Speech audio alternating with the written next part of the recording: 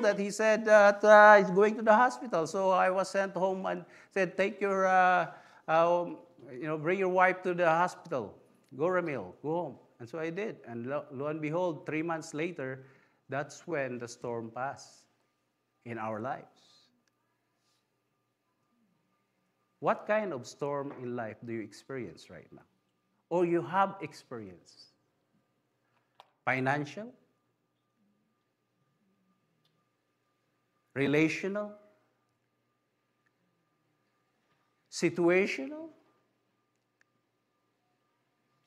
Like baby Farah in there, and the father, baby Farah, because she's a baby, she is covered with this innocence, but to Emmerich and to Faith, it's a storm. And if you can remember the feeling when it happens in there, it's like those disciples in the boat with Christ. There was fear, there was anxiety. It kind of overwhelms you, the parents especially. You can't sleep, you can't eat. Every day is full of fear. Because that's what I experienced too.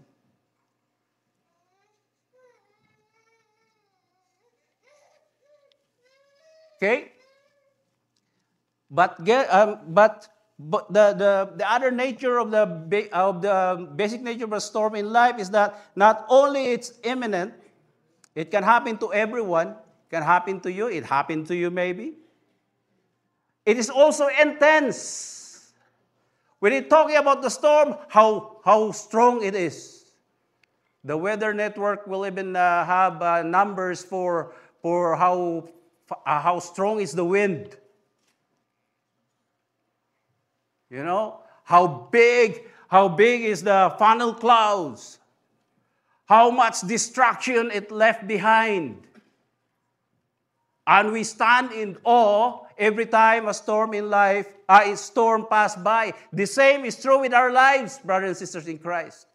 When it hits you, my storm, our storm is not the same as your storm.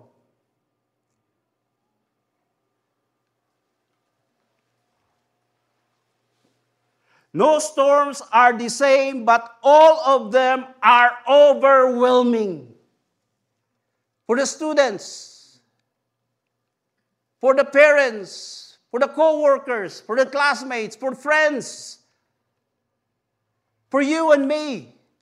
When the storm hits us in life, whatever problem that may be, it will be a different experience that we have to your experience and to your will be experience in life. Different strength, different intensity. And if we're not careful and if we're not prepared for it, and no one can really prepare 100% for the storm in life, it will overwhelm you and me. It will sink the boat of our lives. The other thing about the basic storm of life, based on what we learned earlier, is that it is impermanent. This is the passive side of the storms.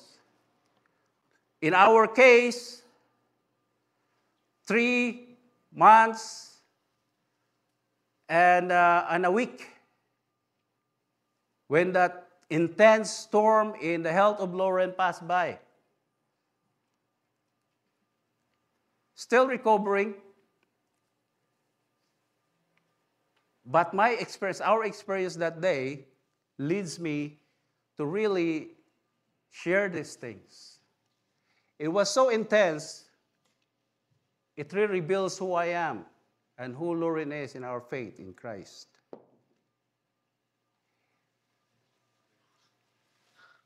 We, in our family, especially in my family, and Lauren's family as well, we grew up in a Christian family.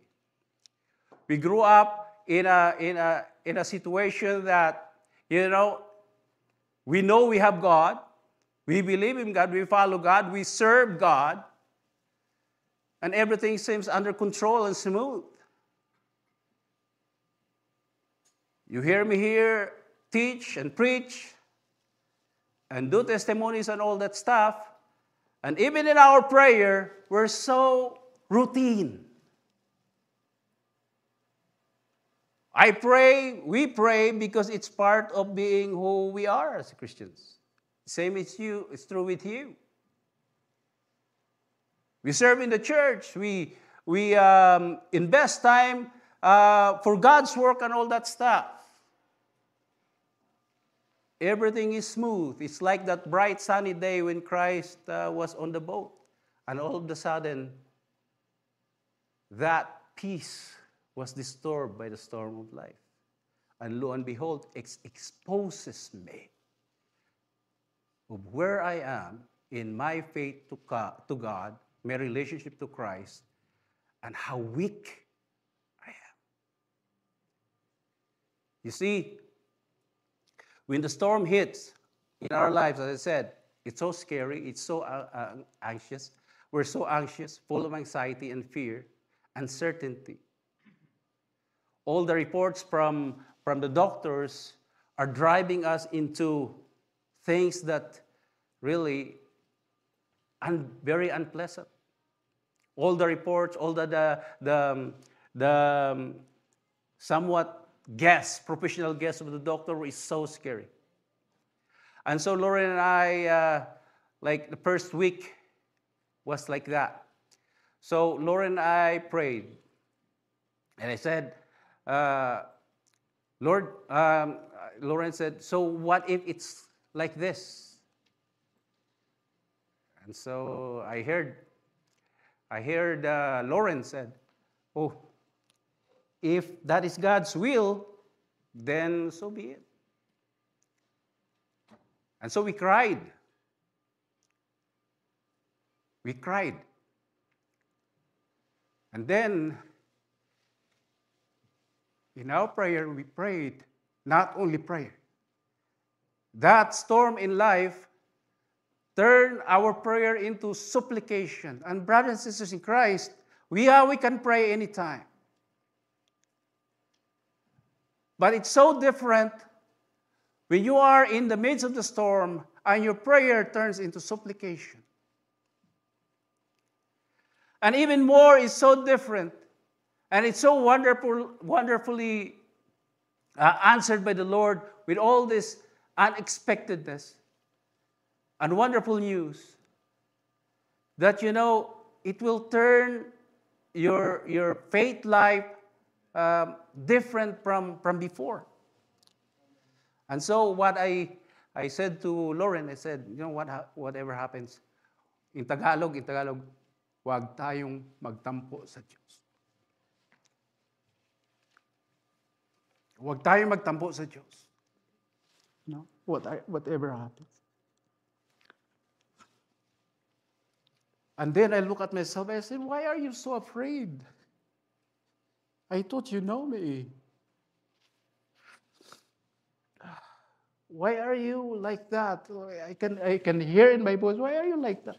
You're teaching about me and who I am and all that stuff, and here you are.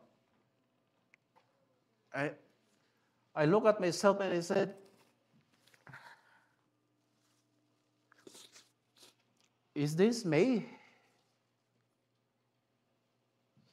Is this how small my faith are? But when Lauren said, if it is his will, then so be it. And I told her, let's fight it together with the Lord. Let's fight it together with the Lord. But that surrender left a heavy weight on my shoulder. It refreshed my faith experience to God. It tells me who I am as a child of God, as a minister of God.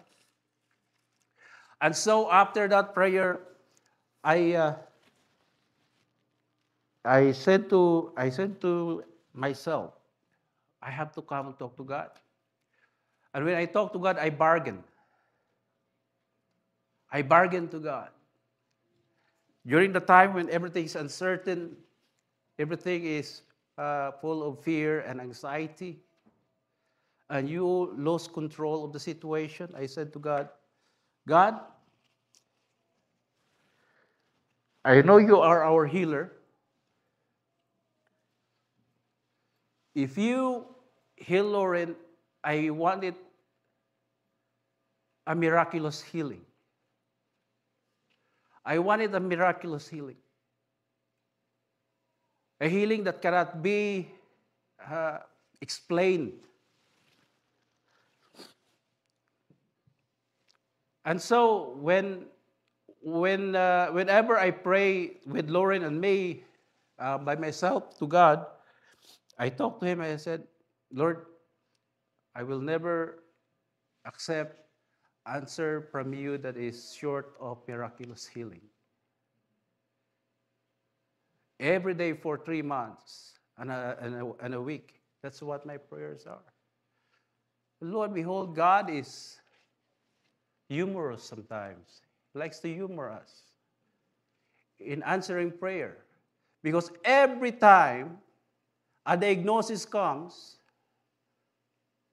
instead of me being afraid of hearing it, I'm kind of expecting some surprising news together with all this diagnosis. And they said, it's like this. The doctor will say, it's like this. I think it's like this. It shows all the symptoms like that. When I started my bargain to God, I'm not afraid anymore. I'm kind of expecting a surprise in the reaction of the doctor, because after few minutes of an hour or so, sometimes they come back and they'll change their mind. Oh, it was not like that. The findings didn't show what, forget what I told you earlier. Forget what I said to you earlier. It's not like that. And lo and behold, even right now, they don't know really what happened to Lauren. But thanks be to God, she is with us right now. Can we give God a clap for that?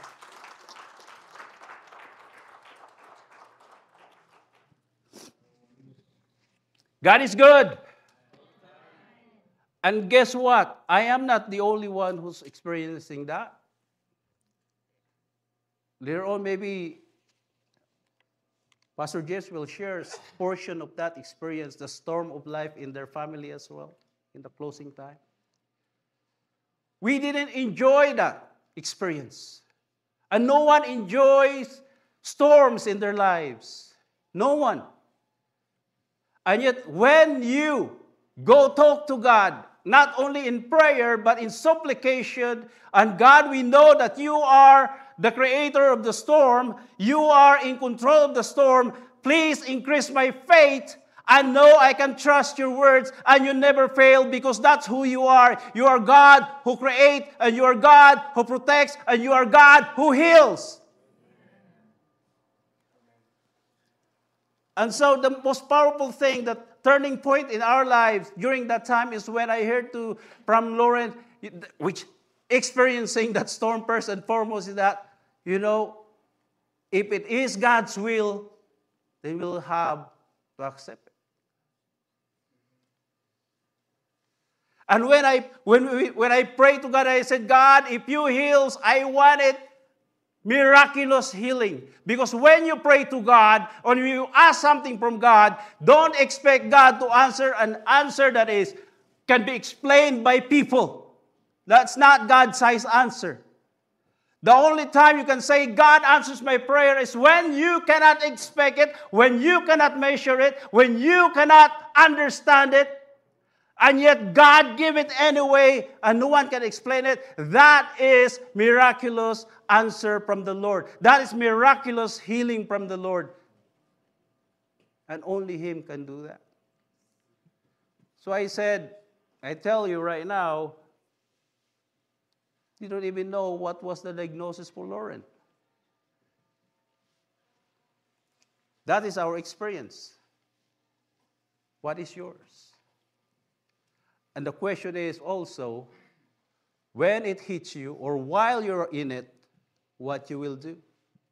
The basic storm in life is that it is imminent. Everyone can experience it. No right timing for it. It comes when it comes. It wants to come. It is intense. No storms are the same, but all of them are overwhelming. And the storm of life is impermanent. Don't be afraid. It doesn't linger forever. It will pass away. And the best thing is that no sun is brighter in your life after the storm if you are not allowing it to overwhelm you, because Christ is with you. Christ is the Lord of all, even the storms of life. If He is in your boat, everybody said, no storm can overwhelm us. Hallelujah. If storm is so imminent, just make sure you have Christ in your boat. The question is right now, is Christ in your boat? Because if Christ is not in your boat, you will stay in that reaction of the disciples and us. Fear and anxiety and uncertainty and everything that they do. It overwhelms. But with Christ, there is peace. Secondly, godly perspective regarding the storms of life. The storms of life comes because maybe the reason is persecution. When the storm comes, maybe we are being persecuted. In Matthew chapter 5, verse 11, it says here, blessed are you when people insult you, persecute you, and falsely say all kinds of evil against you because of me. And all of a sudden, you can hear people is against you. People is not talking good about you and all that stuff. They insult you, especially if you are a follower of Christ. If you are a follower of Christ right now, you will be called different kinds of names. Redneck, ignorant, and not modern, believer of nonsense, and all that stuff. You will be branded with different things when people know that you're a Christian. But if you stand and trust the Lord with all these experiences, the Lord Himself will be the one who will lift you up. He never fails. Blessed are you, therefore, when you are experiencing the storm of life, being persecuted, because storms can come to your life in a form of persecution. People you used to be friends with, not talking about good about you and all that stuff. But if it is happening because of Christ, you are being persecuted, your storms of life is in form of persecution, consider yourself blessed. Don't blame God. When hardship is you experience because you're a follower of Christ and all the stuff, don't blame God. Consider it blissfulness that you are being persecuted, and that is your storms because of Christ. Amen? Don't be shy away, people knowing you're a Christian. Are we afraid being branded as a Christian? Are we? No. We have to be proud wearing that name. Stand with it. Stand for it. Because we are not doing it alone. Even if the world is against us, Christ is with us, and we are more than enough. So if this kind of storm hits you, because of Christ, consider it blissfulness. 2 Timothy chapter 3, verse 12, it says here, in fact, everyone who wants to live a godly life in Christ Jesus will be persecuted. I am sharing this right now because the storm of life in our lives as Christians, as followers of Christ, especially these days and age, is being challenged. It's being challenged, my people, especially the children. They're in the schools. They are in a situation that when they are in school right now and they go to universities, they will be targeted for their beliefs. Children, don't be shy. Don't be afraid. And be strong enough to say, I am a follower of Christ. He is in control of my life. He's the Savior and He's the sustainer of my life. In Him, I will never be wanting. Amen? Don't be afraid. The other godly perspective regarding the storm of life is that, the storm of life, this pain, sometimes, maybe it's not persecution. Maybe it's prosecution. The storm of life, God allows it to come in our lives because, He wants to prosecute us. We did something wrong to Him. So God, as a holy God, will prosecute us. Will tell us, you made something wrong. You sinned against me. In Acts chapter 9, verse 1 to 9, it is Paul's experience about these situations in here. Paul thought that he was going out there persecuting the Christians. Christians during the time of Saul, before he became Paul, he was Saul. He was the one who is, creating all this persecution in the life of the first Christians. So God prosecuted him. Read Acts chapter 9, verse 1 to 9. It will show there, you will learn from there how God prosecuted Paul. Paul, why are you persecuting me? And the result of that experience, Paul, for 3 days, I believe that was, he was blinded. He can't even eat.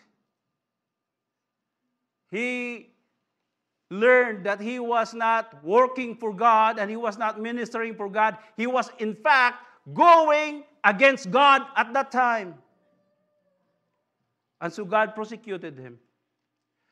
David experienced persecution from God, experienced this pain from God when he had extramarital affair with Bathsheba. David, who was a servant of the Lord, got many wives, and still got tempted to one woman, a wife of his faithful servant Uriah.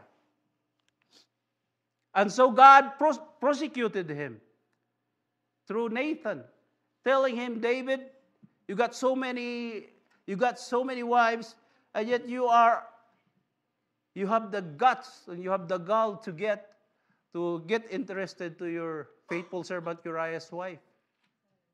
And so he experienced all the pain after that.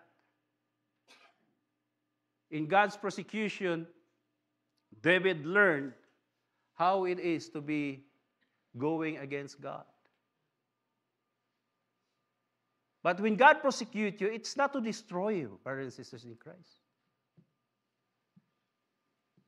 When He persecutes you and sends a storm of life in different forms and ways, it is not to destroy or overwhelm you. It is actually to put you in the status or stage of your life that you will recognize that, hey, I am doing things on my own way. I am going away from the Lord's will in my life. And so in His grace and mercy, He will send us a love we call tough love. He will let us know what we're doing that goes against His will, and we can experience pain during that time. In David, he lost that child, Bathsheba. It created a conflict in his family that lasts even until his kingdom stands.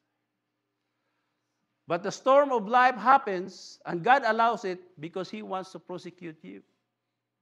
He wants to let us know what wrong we are doing against His will. And He will allow that pain so that He can gather us back to Him.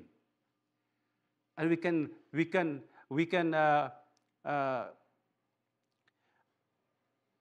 do self-meditation and look at ourselves. Hey, what I'm doing is not right against God. That's why this pain I am experiencing right now.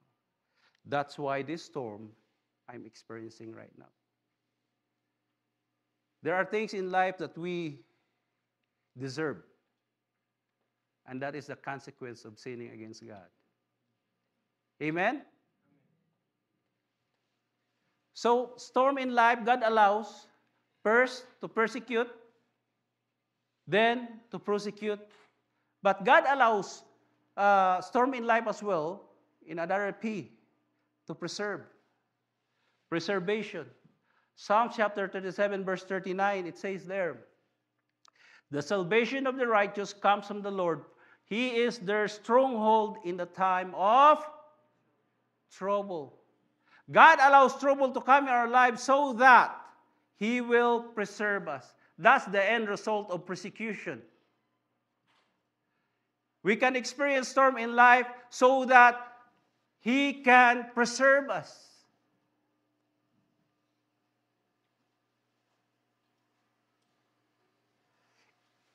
Godly perspective regarding storms of life and persecution. A Christian life absent of persecution is doubtful. No Christian can say, I have never been persecuted. A Christian life, it's an imminent expectation that you can be persecuted. You can experience hardship, especially in the name of Christ. But the storm of life also can be a prosecution agent from the Lord. God is holy. He will prosecute even those He loved. If God loves you, He will prosecute you when you're doing wrong. Amen? He is our Father, right? He is our Father, a loving Father, a gracious Father. Unlike our fathers is, a reflection of God, a little reflection of God's being a Father. When we see our children doing things that we know it's not good for them, what will we do? We talk to them. When they don't listen, drastic action happens. We call it tough love. Me, I'm still wearing the scars behind my leg. Is that to destroy me when my father disciplined me for gambling? No. It actually preserved me because I was not hooked into gambling, which really destroyed many lives. Amen?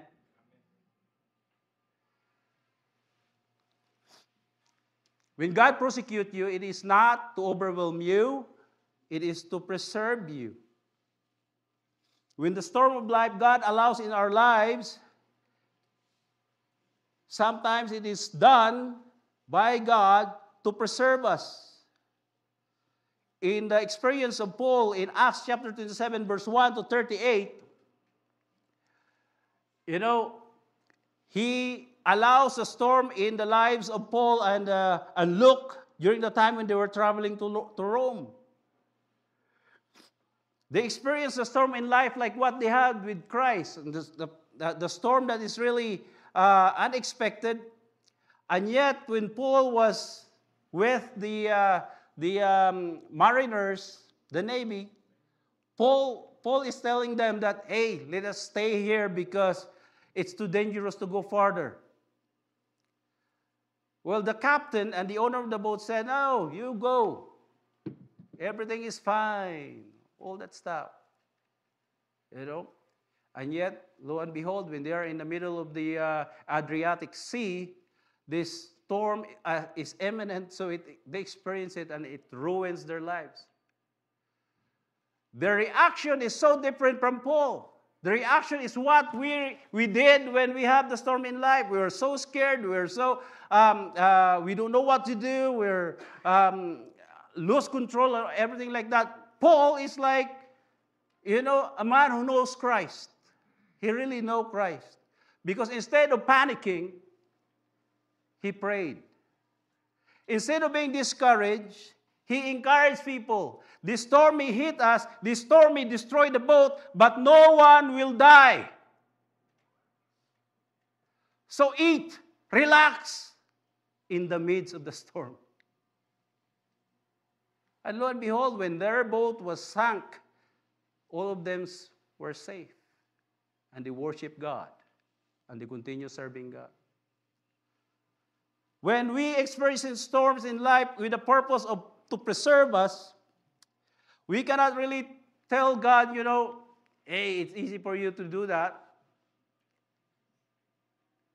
Because you're God. Paul experienced northeaster, a strong wind that breaks and overwhelms the boats. In the mind of those people who don't know Christ, it was overwhelming. It came to destroy. But in the mind of a person who knows Christ, it is to preserve them. And so he was encouraging in spite of all the scary situation in their lives. He knows Christ. He knows his Savior. He knows Christ is in control of everything in their life. But even Christ went through the first storm to preserve those who accept him as his Lord and Savior by dying to the cross, by being buried, by being away from the Father. He experienced that extraordinary storm in life for us to be preserved. And so storm in life may come, but it can also be an agent to preserve us and our relationship with God so that we can live with him forever. So storms in life is allowed by God because we are being persecuted, we are being prosecuted, and we are being preserved. Now, the difference really is this. If everyone experienced storms, believer or not believer, it's weird because it will actually expose who we are and our relationship to God. As I said before, you will know what is your relationship with Christ when you are in the midst of the storm, by the way you behave. So if you're believers of Christ, these are the things. If you are believers of Christ who experience stormy weather, believers' response when stormy weather comes, it is this. Don't be afraid. It says this, pray and praise instead of what? Panic or fear. Amen? This is what we experience. All these things we experience, we learn this lesson. That's why I said, when we are in those storms of life, Lauren and I, and even my whole family, these are the lessons we learn. We learn a lot during those 3 months. When we were experiencing that storm in life, and when you are experiencing this, remember this. Pray and praise the Lord of the storm instead of panic and fear. This is the reaction of those who don't know Christ or don't have relationship with Christ. Next, faithfully trusting instead of what? Overthinking and worrying. The first few days when every time the doctor comes into our room and tell us, when we ask, Doc, what's going on with Lauren? And all of a sudden they're gonna say those medical diagnoses, all that stuff. You know what I've been doing? I remember that one. And then I will go home and check Dr. Google. What does this thing mean? What does this thing mean? And all these things, what are the symptoms? What are the treatments? What what will be the result? All that stuff. And I will overthink. And that overthinking will create fear in me and anxiety in me. I can't sleep and I can't eat.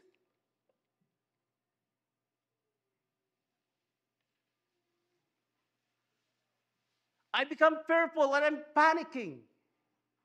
Of course, I will not show it to Lauren every time I go there. Of course, I will not show it to my families every time they ask me, how is Lauren and stuff like that. For many, many days, I will keep myself, I will present myself as strong and all that stuff. You are a pastor. You're a minister. You are a believer of Christ. And yet deep inside, I was breaking.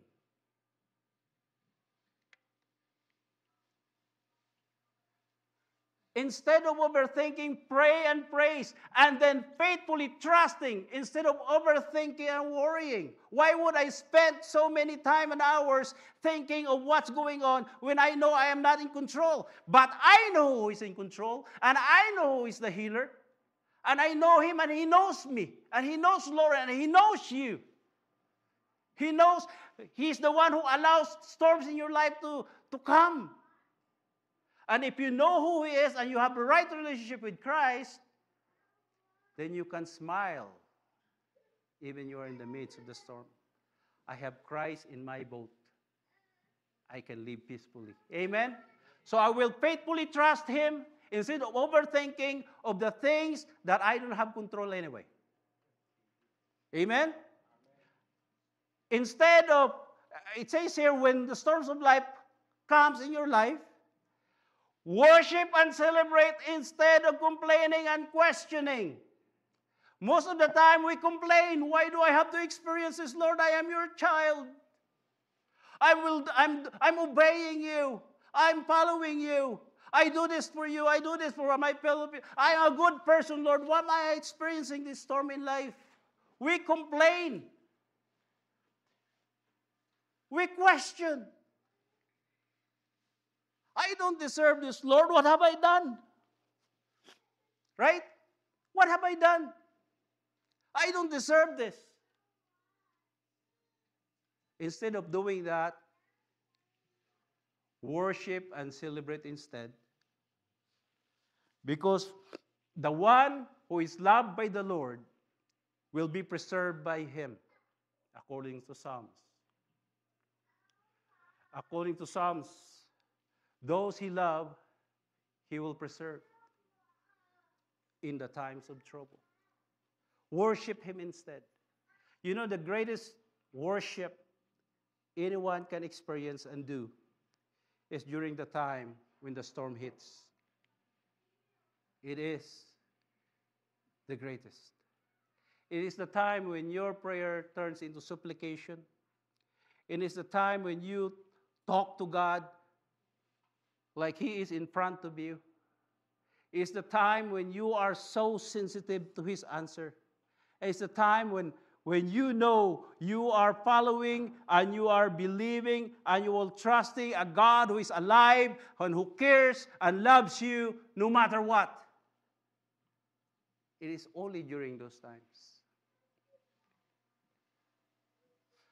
Our relationship with God is usually revealed through our response during hardship. Amen? When the storm of life hits us, when we're panicking, when we're fearful, when we're doing things that, not really helping, we're overthinking, all that stuff, it means to say that, hey, I thought I am strong in my faith.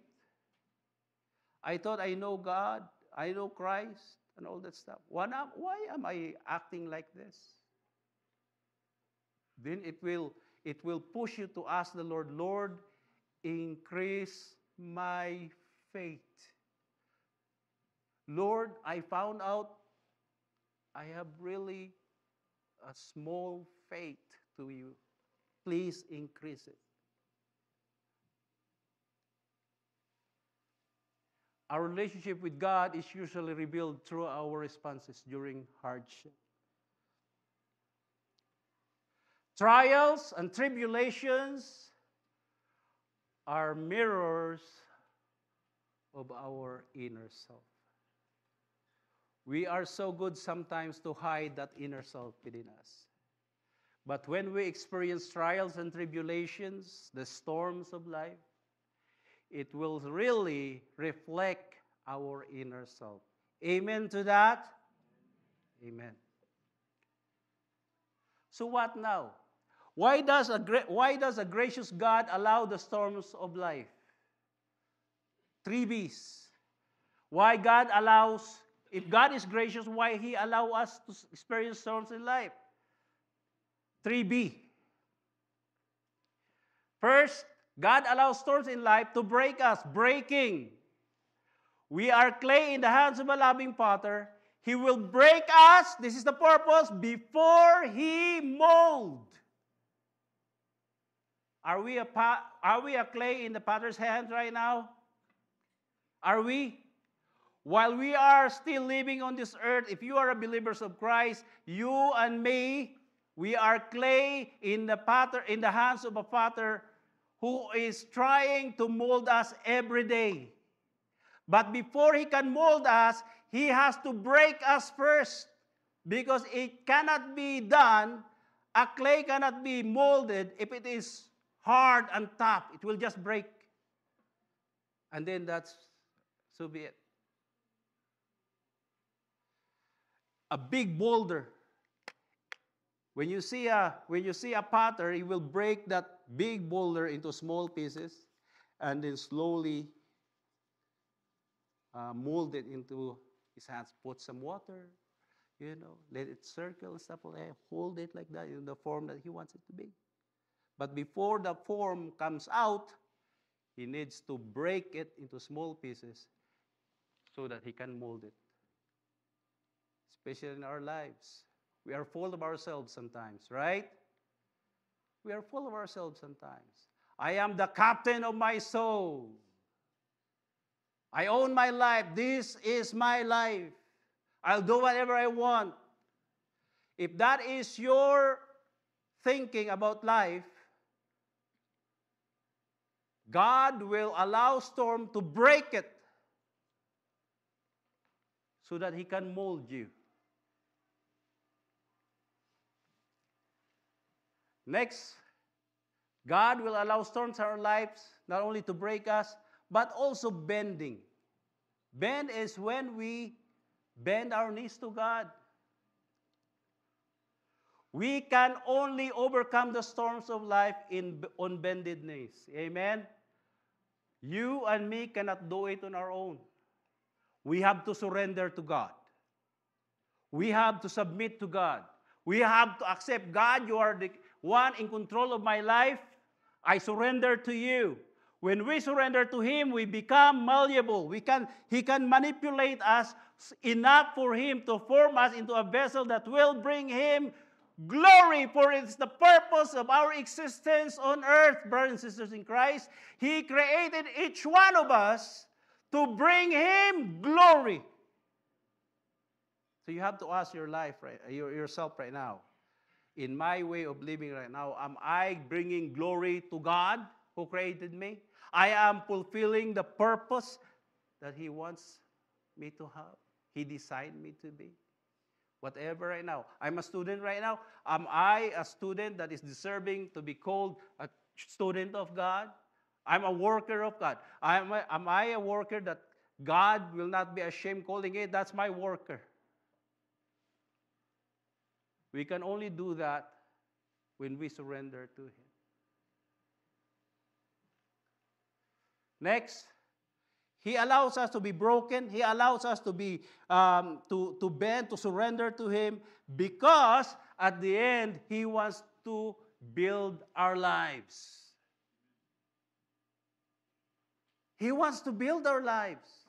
When you're experiencing brokenness in your life, the next thing about that, it will end God building your life into a life that is deserving of Him. So when you experience storms in life, and you experience being broken, we experience that. We cried to the Lord. We bargained to the Lord. And I said to the Lord one time when I was praying, God, if you heal Lauren with a miraculous healing, I will not stop to tell the world of who you are as our healer and our Lord, our Savior, our sustainer. I will not stop. That's why I have this time right now. I told the Lord, I will not keep quiet of telling how good you are in our lives, even during the time when really the storm is so intense in our lives. I said, Lord, if you heal Lauren with a miraculous healing, I will not stop telling the world of how good and gracious and alive and powerful our God is. That's why I'm doing this, what I'm doing right now. So when God is building your life after the storm, thank God for allowing storms that would break our castle, pounded on what? Our castle on our own is pounded on the sandy shore. If you have a castle without God inside of it, it is pounded in the sandy shore. The wind will come, the storm will come, and it will be broken. Amen? But if in your castle, God is in there after the storm, if you let Him build you, be grateful even more because He will build your castle on the rock of ages. No storm in the universe can break. Can we give God a clap offering for that? You guys and me will still be experiencing storms in life. But if we are sure that God is in our lives, He will build our lives after the storm, even during the storm, on a foundation that is sure and true, the rock of ages, that no storms in life can break. That's why Paul, instead of panicking, he prayed. Instead of being discouraged, he encouraged the group, no, just relax, you people, eat, sleep. No one will die. No matter what, we are under the care of a Heavenly Father.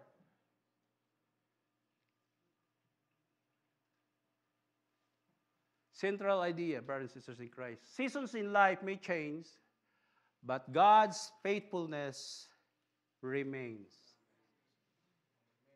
Amen? One day you are in relaxing mood. The sun is bright, it's smooth, there's no problem in life, everything going its own way, and you enjoy it. And all of a sudden, the storm comes. Because that is what storm is all about.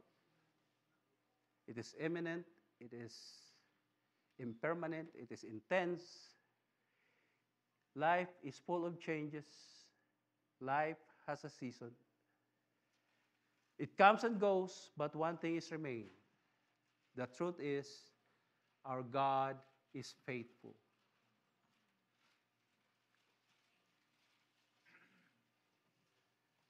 Only with Christ can one find grace amid the storms of life. You see, the first thing you have to think about when you're experiencing hardship in your life, no matter what it is, maybe it is persecution, maybe it is prosecution, maybe it's preservation, look inside your life. Is Christ in myself right now? Am I a believer of Christ? Am I holding on Christ? Because if there is grace in the midst of the storm, it is Christ Himself. Amen? Be very sure you have Him in your life. He's the solid ground that never fails in all seasons of our lives. What season of your life right now? Where are you right now? Is everything smooth and dandy and summery and springtime? Is it absent of problem right now? Everything that you wish and you prayed for has been given to you? Is your life blissful right now, full of blessings? Or maybe you are experiencing right now the storm of life. That kind of thing, trying to overwhelm you, for that is what storm in the people, in the eyes of the people, in the perspective of people who don't have God. Storm comes to overwhelm, to break, to destroy. But if Christ you will find in the midst of the storm of your life, then you can celebrate and worship. You can trust Him. And you can have victory over even the strongest storm in the whole universe. Don't face the storm without Christ in your life. It will overwhelm you. Wherever you go, whatever you do, whatever situation in life you are right now, make sure Christ is with you and His presence is with you. So that no matter what seasons you are in your life right now, you are secure. And you know you are secure in Christ. Thank be to God. And don't be afraid to face the storm in your life, knowing God's presence in Christ is with you always. God bless you all. I am called Pastor James. Close.